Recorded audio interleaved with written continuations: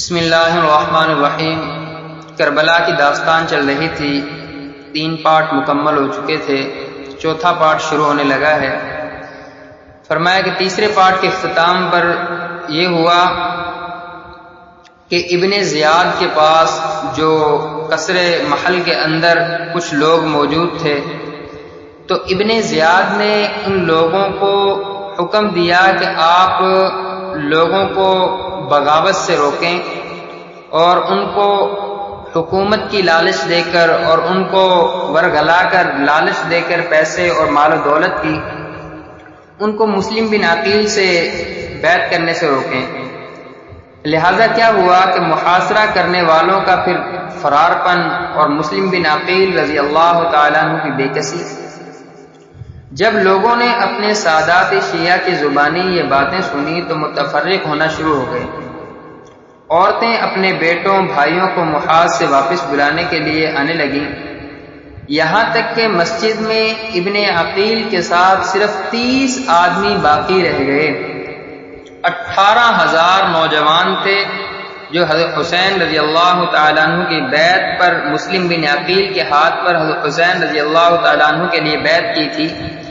پھر ان لوگوں کو جب ابن زیاد کے لوگوں نے ورگلایا اور ان کو دھمکیاں دیں قتل ہونے کی، تو سارے کے سارے لوگ جو تھے وہ فرار ہو گئے۔ صرف ان لوگوں میں سے 30 آدمی باقی رہ گئے۔ یہ صورتحال دیکھ کر مسلم بن عقیل یہاں سے واپس ابواب کنندہ کی طرف چلے۔ جب وہ دروازے پر پہنچے تو دیکھا کہ ان کے ساتھ ایک آدمی بھی نہ رہا تھا، یعنی وہ 30 کے 30 آدمی بھی فرار ہو گئے۔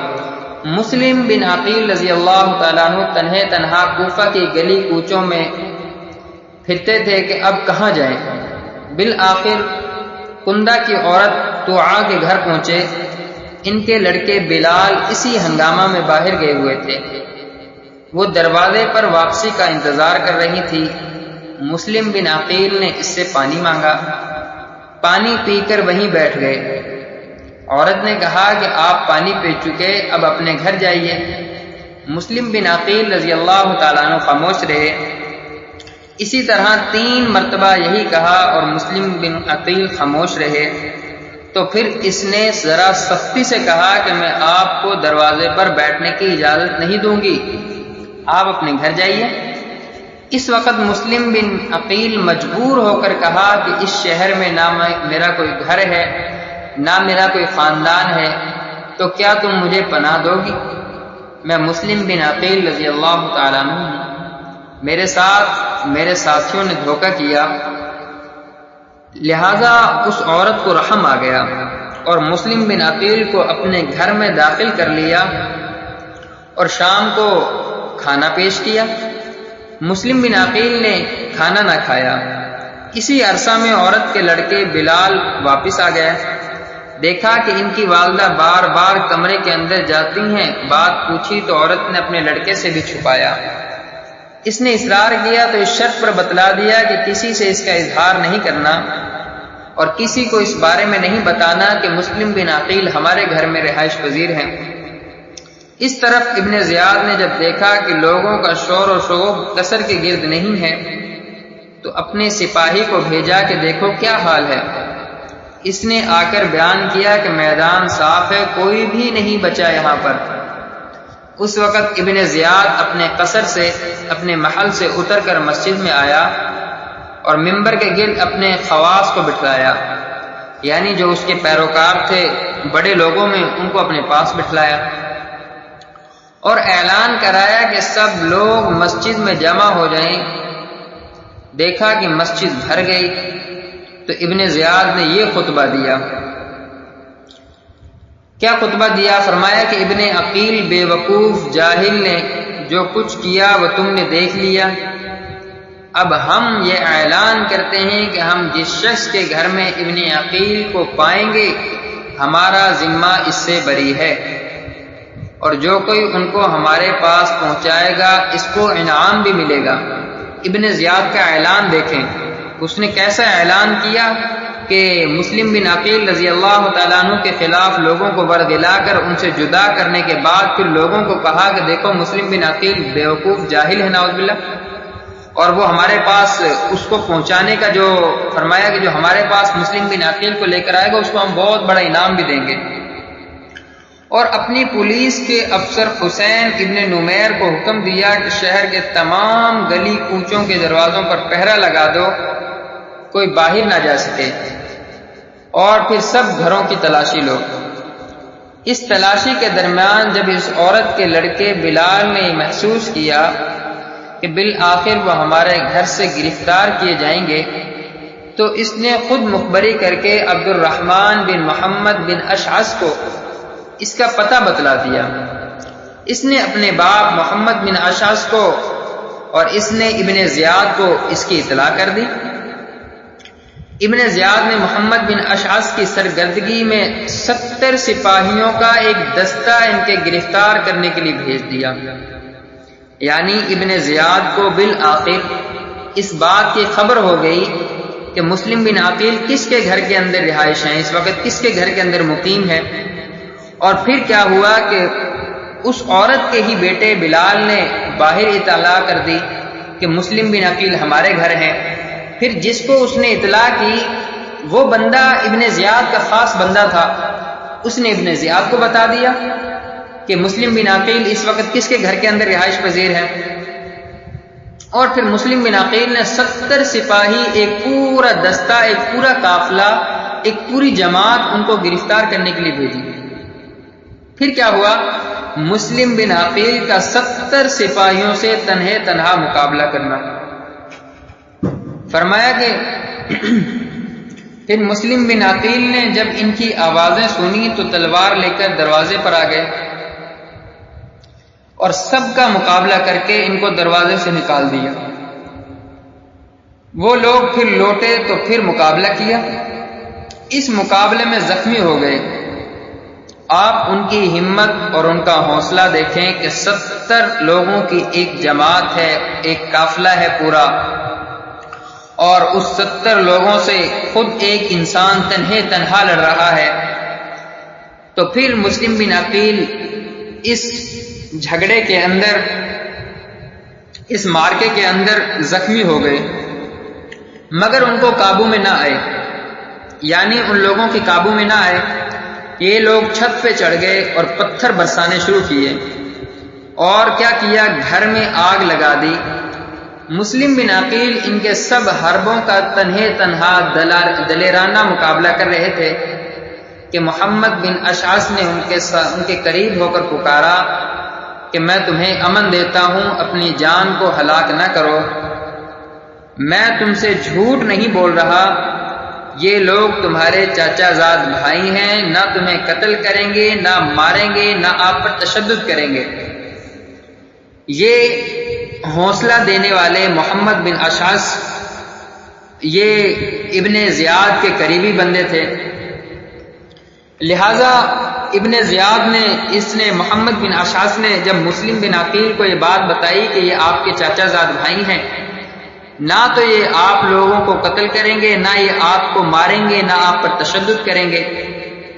مسلم بن عقیل رضی اللہ تعالیٰ عنہ نے ان کے اوپر اعتبار کیا اور ان کی گرفتاری کر لی۔ مسلم بن عقیل رضی اللہ تعالیٰ عنہ تنہا 70 سپاہیوں کا مقابلہ کرتے ہوئے فرمایا کہ تھک کر چور ہو کر تھک چکے تھے، ایک دیوار سے کمر لگا کر بیٹھ گئے۔ ان کو ایک سواری پر سوار کر دیا گیا اور ہتھیار ان سے لے لیے گئے۔ ہتھیار لینے کے وقت مسلم بن عقیل رضی اللہ تعالیٰ عنہ نے کہا کہ یہ پہلی عہد شکنی ہے کہ امن لینے کے بعد ہتھیار چھینے جا رہے ہیں۔ محمد بن اشعث نے، جنہوں نے ان کو حوصلہ دیا تھا اور جنہوں نے اس بات کا ان کو یقین دلایا تھا کہ یہ آپ کے چاچا زاد بھائی ہیں، آپ کو ماریں گے نہیں، آپ پر تشدد نہیں کریں گے، آپ کو قتل نہیں کریں گے، پھر ان سے جب مسلم بن عقیل نے یہ بات کی کہ یہ پہلی مرتبہ ایسا ہو رہا ہے کہ امن لینے کے بعد ہتھیار چھینے جا رہے ہیں، محمد بن اشعث نے کہا کہ نہیں، آپ کوئی فکر نہ کریں، یعنی ابھی تک یہ حوصلہ دے رہے ہیں محمد بن اشعث، آپ کے ساتھ کوئی ناگوار معاملہ نہ کیا جائے گا۔ ابن عقیل نے فرمایا کہ یہ سب محض باتیں ہیں، اور اس وقت ابن عقیل کی آنکھوں سے آنسو جاری ہو گئے۔ محمد بن اشعث کے ساتھیوں میں عمر بن عبید بھی تھا، جو ان کو امان دینے کا مخالف تھا۔ یعنی محمد بن اشعث تو اس بات پر اصرار کر رہے تھے مسلم بن عقیل کو امن دینے پر،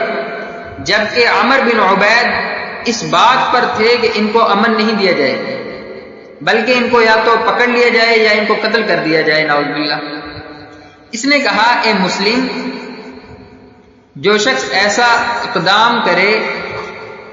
جو آپ نے کیا،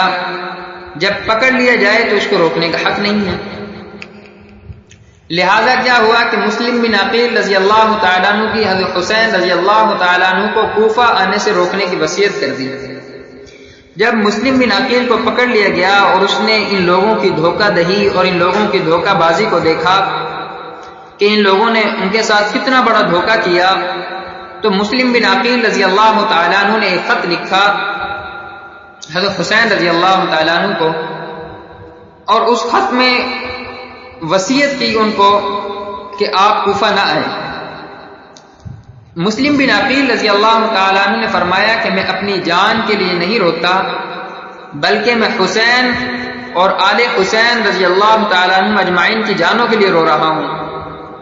جو میری تحریر پر عنقریب کوفہ پہنچنے والے ہیں، اور تمہارے ہاتھوں اسی بلا میں گرفتار ہوں گے جس میں خود گرفتار ہوا ہوں۔ یعنی مسلم بن عقیل نے جب پہلے تو لوگوں کی بیعت کا سلسلہ دیکھا اور لوگوں کی حضرت حسین بن علی رضی اللہ تعالیٰ عنہما سے محبت دیکھی، تو مسلم بن عقیل نے حضرت حسین رضی اللہ تعالیٰ عنہ کو خط لکھ دیا کہ آپ کوفہ تشریف لے آئیں، یہاں کے لوگ تو آپ کی محبت میں، جذبے میں بہت زیادہ آگے ہیں۔ تو انہوں نے جب دیکھا کہ ان لوگوں نے ان کے ساتھ دھوکہ کیا ہے، تو پھر مسلم بن عقیل نے ایک خط لکھا جس کے اندر وصیت کی کہ وہ کوفہ نہ آئے۔ اس کے بعد محمد بن اشعث سے کہا کہ تم نے مجھے امان دیا ہے، اور میرا گمان یہ ہے کہ تم اپنے اس امان سے عاجز ہو جاؤ گے، لوگ تمہاری بات نہ مانیں گے اور مجھے قتل کریں گے، تو اب کم از کم تم میری ایک بات مان لو، وہ یہ ہے کہ ایک آدمی حضرت حسین رضی اللہ تعالیٰ عنہ کے پاس فوراً روانہ کرو، جو ان کو میرے حال کی اطلاع کرے اور یہ کہہ دے کہ آپ راستہ ہی سے اپنے اہل بیت کو لے کر لوٹ جائیں، کوفہ والوں کے خطوط سے دھوکہ نہ کھائیں۔ یہ وہی لوگ ہیں جن کی بے وفائی سے گھبرا کر آپ کے والد اپنی موت کی تمنا کیا کرتے تھے۔ محمد بن اشعث نے حلف کے ساتھ اس کا وعدہ کیا کہ میں ایسا کروں گا۔ محمد بن اشعث نے وعدہ کے مطابق حضرت حسین رضی اللہ تعالیٰ عنہ کو روکنے کے لیے، پھر کیا ہوا کہ محمد بن اشعث نے وعدہ کے مطابق حضرت حسین رضی اللہ تعالیٰ عنہ کو روکنے کے لیے آدمی بھیجا۔ اس کے ساتھ ہی محمد بن اشعث نے اپنا وعدہ پورا کیا، ایک آدمی کو خط دے کر حضرت حسین رضی اللہ تعالیٰ عنہ کی طرف بھیج دیا۔ حضرت حسین رضی اللہ تعالیٰ عنہ اس وقت مقام زیالہ تک پہنچ چکے تھے۔ محمد بن اشعث کے قاصد نے یہاں پہنچ کر خط دیا۔ خط پڑھ کر حضرت حسین رضی اللہ تعالیٰ عنہ نے فرمایا، کچھ اشعار کہے جن کا ترجمہ یہ ہے، جو چیز ہو چکی ہے وہ ہو کر رہے گی، ہم صرف اللہ تعالیٰ ہی سے اپنی جانوں کا ثواب چاہتے ہیں اور امت کے فساد کی فریاد کرتے ہیں۔ الغرض یہ خط پا کر بھی حضرت حسین رضی اللہ تعالیٰ عنہ نے اپنا ارادہ ملتوی نہیں کیا، اور جو عزم کر چکے تھے اس کو لیے ہوئے آگے بڑھتے رہے۔ ادھر محمد بن اشعث ابن عقیل کو لے کر قصر امارت میں داخل ہوئے اور ابن زیاد کو اطلاع دی کہ میں مسلم بن عقیل کو امان دے کر آپ کے پاس لایا ہوں۔ ابن زیاد نے غصہ سے کہا کہ تمہیں امان دینے سے کیا واسطہ؟ میں نے تمہیں گرفتار کرنے کے لیے بھیجا تھا، یہ امان دینے کے لیے محمد بن اشعث خاموش رہ گئے۔ یعنی محمد بن اشعث تو اس وقت سے مسلم بن عقیل کو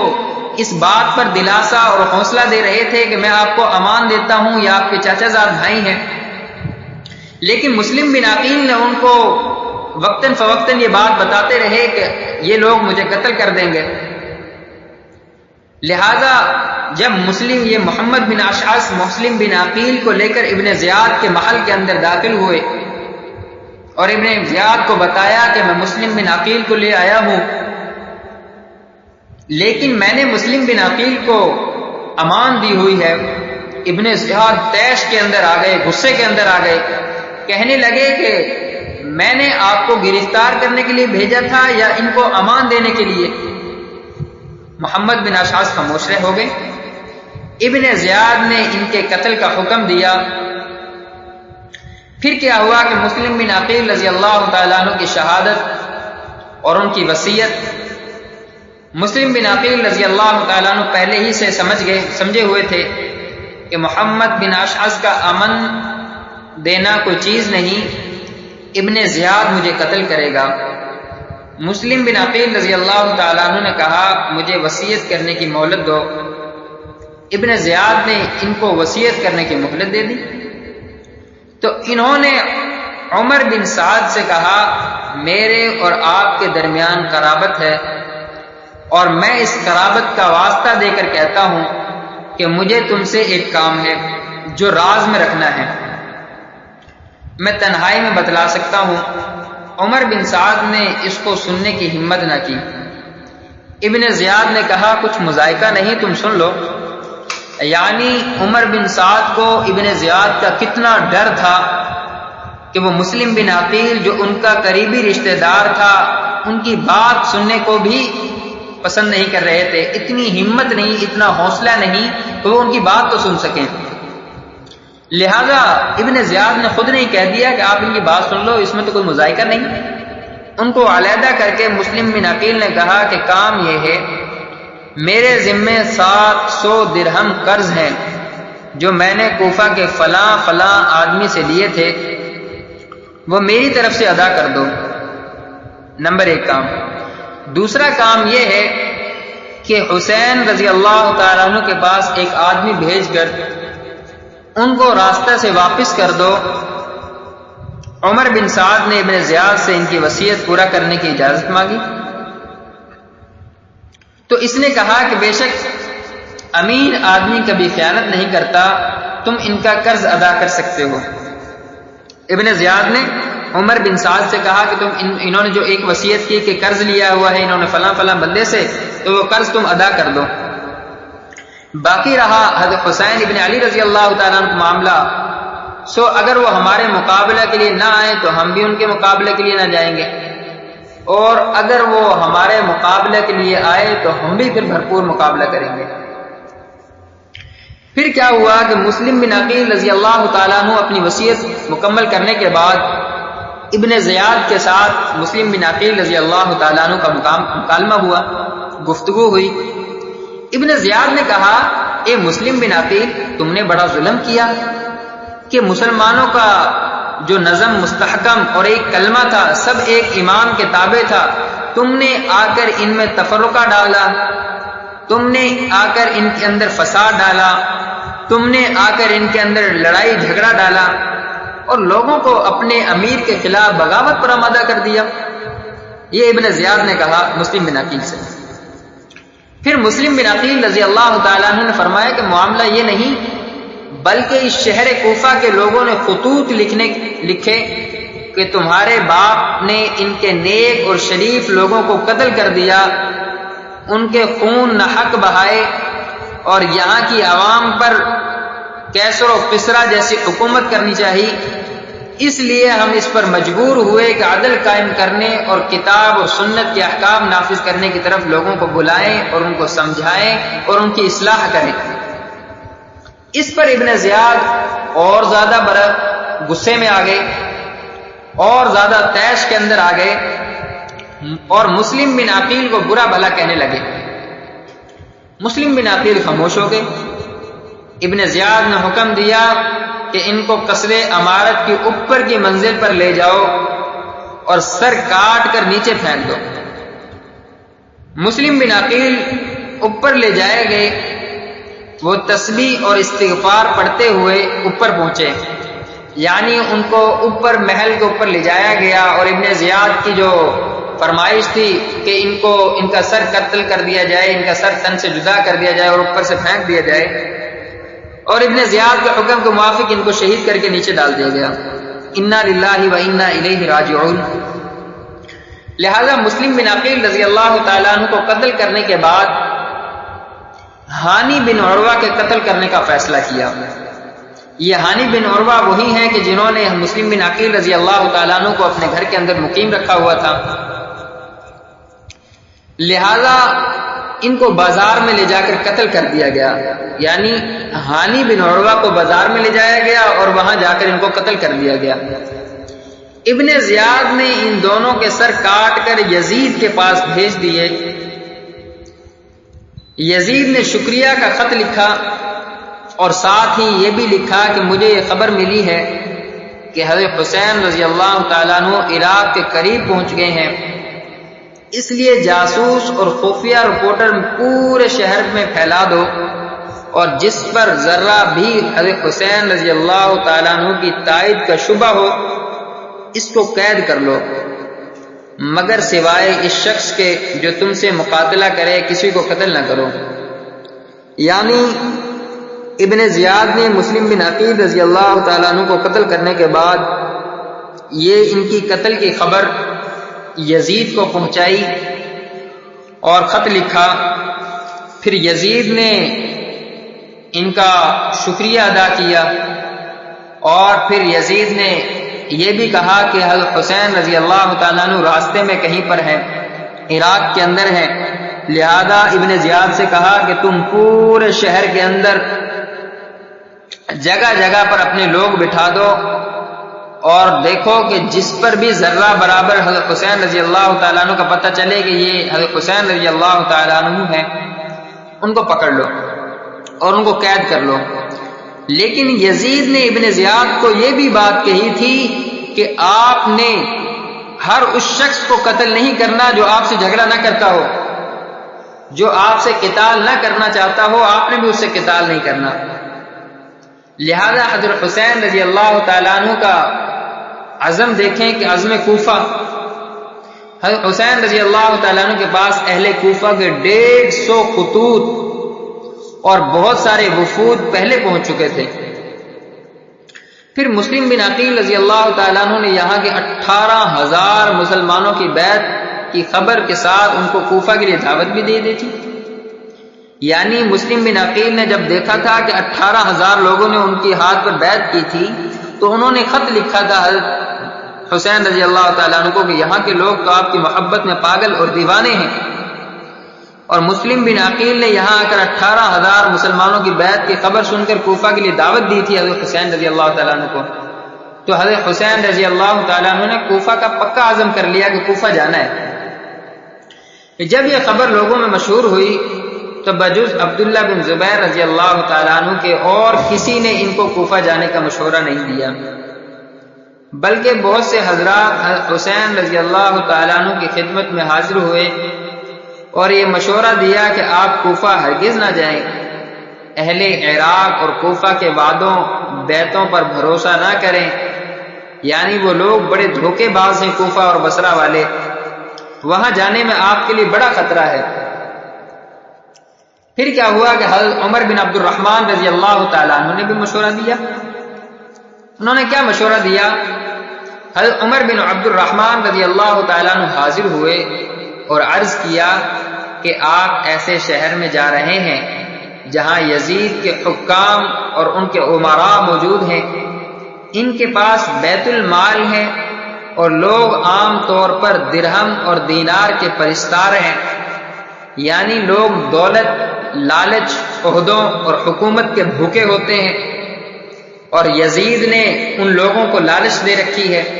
اور وہ لوگ سارے کے سارے آپ کے مخالف ہیں، لہذا آپ کوفہ نہ جائیں۔ مجھے خطرہ ہے کہ کہیں وہی لوگ آپ کے مقابلے پر نہ آ جائیں جنہوں نے آپ سے وعدہ کیے اور بلایا اور جن کے قلوب میں بلا شبہ آپ سے زیادہ محبوب ہیں بنسبت ان لوگوں کے جن کے ساتھ ہو کر آپ سے مقابلہ کریں گے۔ حضرت حسین رضی اللہ تعالیٰ عنہ نے شکریہ کے ساتھ ان کی نصیحت کو سنا اور فرمایا کہ میں آپ کی رائے اور مشورہ کا خیال رکھوں گا۔ یعنی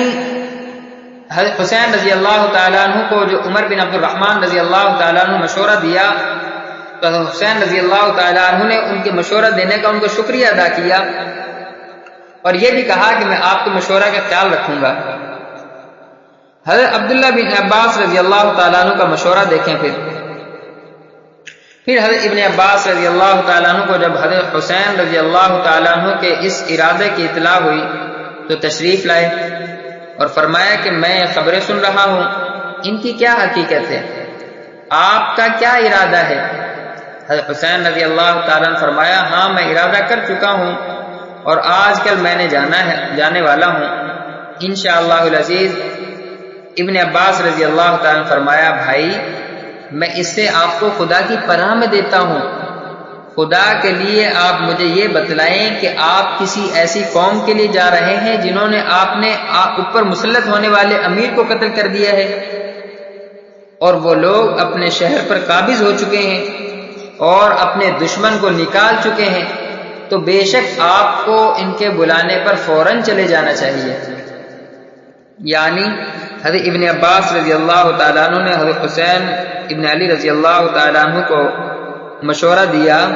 کہ اگر ان لوگوں نے اپنے امیر کو قتل کر دیا اور انہوں نے اس طرح فلاں فلاں کر دیا اور وہ لوگ اپنے دشمنوں کو نکال چکے ہیں اور پورے شہر پر قابض ہو چکے ہیں، پھر تو آپ کو چلے جانا چاہیے۔ اگر وہ آپ کو ایسی حالت میں بلا رہے ہیں جبکہ ان کے سروں پر ان کا امیر قائم موجود ہے،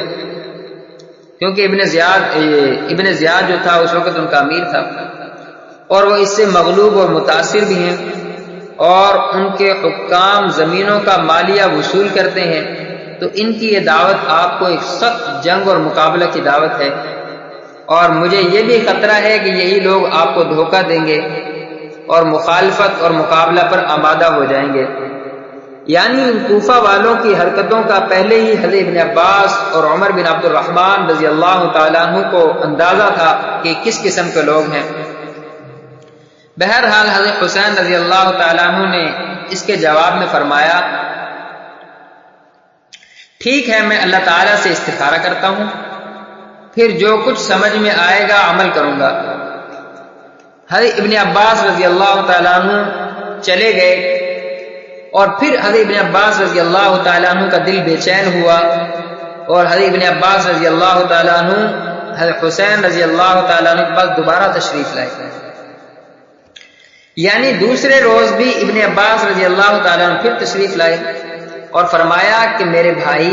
میں صبر کرنا چاہتا ہوں مگر صبر نہیں آتا، مجھے آپ کے اس اقدام سے آپ کی اور آپ کے اہل بیت کی ہلاکت کا شدید خطرہ ہے۔ اہل عراق عہد شکن بے وفا لوگ ہیں، مطلب پرست لوگ ہیں، دھوکے باز لوگ ہیں، آپ ان کے پاس نہ جائیے، آپ اسی شہر مکہ میں اقامت کریں، آپ اہل حجاز کے مسلم رہنما و سردار ہیں اور اگر اہل عراق آپ سے مزید تقاضا کریں تو آپ ان کو یہ لکھیں کہ پہلے اپنے امیر اور حکام کو اپنے شہر سے نکال دو، پھر مجھے بلاؤ تو میں آ جاؤں گا، اور اگر آپ کو یہاں سے جانا ہی ہے تو آپ یمن چلے جائیں کہ وہاں بہت سے محفوظ قلعے اور پہاڑیاں ہیں اور طویل اور عریض خطہ ہے، وہاں آپ کے والد کے متبعین بھی بکثرت ہیں۔ یعنی حضرت علی رضی اللہ تعالیٰ عنہ کے یمن کے اندر اس وقت بڑے متبعین تھے، بڑے اتباع کرنے والے تھے، ان کی پیروی کرنے والے تھے۔ اسی طرح آپ لوگوں کے ہنگاموں سے جدا رہ کر بذریعہ خطوط خود حق کی اشاعت اور حمایت بعافیت کر سکیں گے، یعنی وہاں رہ کر آپ لوگوں کو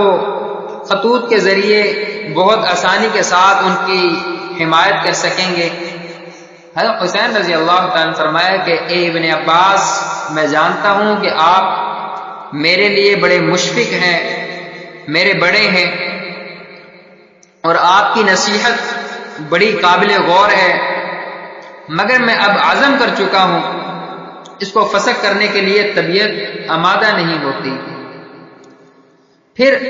حضرت ابن عباس رضی اللہ تعالیٰ عنہ فرمایا کہ میرے بھائی، اگر آپ جانا طے ہی کر چکے ہیں تو خدا کے لیے اپنی عورتوں اور اپنے بچوں کو ساتھ نہ لے جائیں، مجھے خوف ہے کہ کہیں آپ اسی طرح اپنی عورتوں بچوں کے سامنے قتل کیے جائیں جس طرح حضرت عثمان رضی اللہ تعالیٰ عنہ قتل کیے گئے ہیں۔ الحمدللہ 4 پارٹ مکمل ہو چکے ہیں، کل انشاءاللہ العزیز 5ویں پارٹ کی ابتدا کریں گے۔ اللہ تبارک و تعالی ہمیں حضرت حسین رضی اللہ تعالیٰ عنہ کے مقاصد اور جس مقصد کے لیے انہوں نے قربانی دی، اس مقصد کے تحت اپنی زندگیوں کو اور حضرت حسین رضی اللہ تعالیٰ عنہ کا جو طرز زندگی تھا اس کے مطابق اپنی زندگیوں کو گزارنے کی توفیق عطا فرمائے۔ وآخر دعوانا ان الحمدللہ رب العالمین۔